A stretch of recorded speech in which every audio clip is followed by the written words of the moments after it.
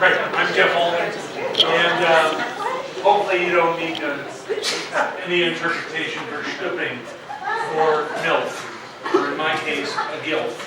I don't mean a girlfriend. This was not too long ago, and it was here in Boulder. But in 1995, my wife Cindy and I married in Israel, in Jerusalem, and on the morning, August 14th, which is when it's hot, we hiked up, me mostly barefoot, up Masada. Figured if I could do it then, the temperature I could last through a marriage. But the problem is, not that many years later, death showed up. My wife was given a diagnosis of metastatic breast cancer, stage 4, and she had 6 months to live.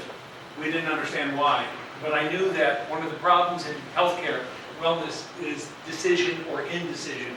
So we had to understand the diagnosis, the disease, that a decision had to be made, and a delay was a decision. Well, surgery in 2011 was my wife's choice. She only had 1A at that time, just 1A, and they said, not a problem. Her sister had died from a similar form of metastatic breast cancer. So she didn't want to take any chances. And doctors pretty much said, and they weren't Jewish, I'm afraid, this was in Los Angeles, but you're going to live. Just take this pill once a day, see us every 6 months, and you'll do fine. She did that, but it didn't work that way. In 5 years, almost to the day, 5 tumors in your liver, prognosis, essentially get your affairs in order, you have 6 months to live. I asked my wife, what do you want to do? Oh, palliative, your last days of your life will be not so great, or do something. She said, fuck cancer. So, I did, in a sense.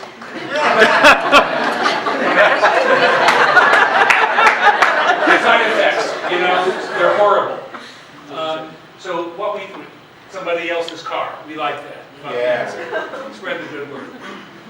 So we called upon our network of professionals and friends, and internationally we got answers. We chose a program, but we did not rely upon superheroes, or prayers, or even good thoughts, or even indecision from doctors who really didn't know anything other than prescription allopathic medicine, which was not something we wanted to rely on entirely. So we live in Superior. We grew Superior pot. Yeah. Very good genetics. And we made, of course, chicken soup infused. Cannabis infused.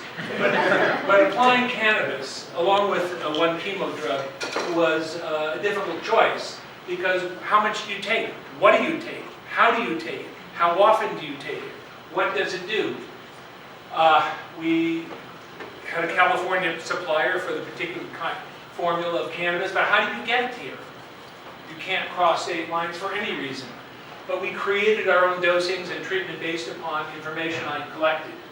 Now, good news is death does not look so likely now, especially since my wife is 2 years post her supposed to be death, and she's standing upright in the back.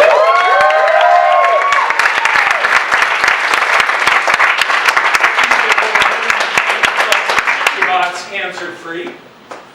In November 2016, beginning 8th month, instead of being dead, no evidence of cancer. She's my MILF and my guilt. Does look very good. Our children, we have 6, and we're very prolific.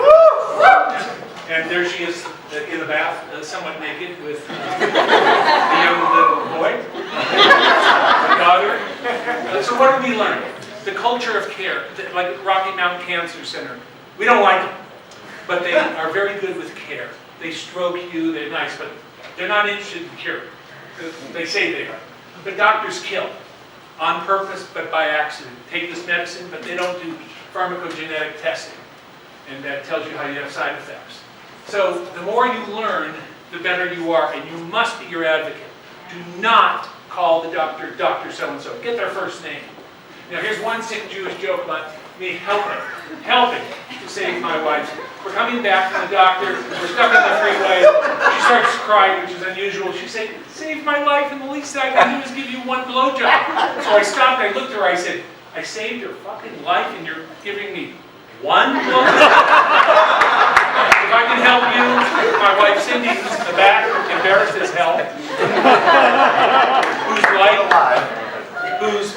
number of candles will last for years and years and years and years. Talk.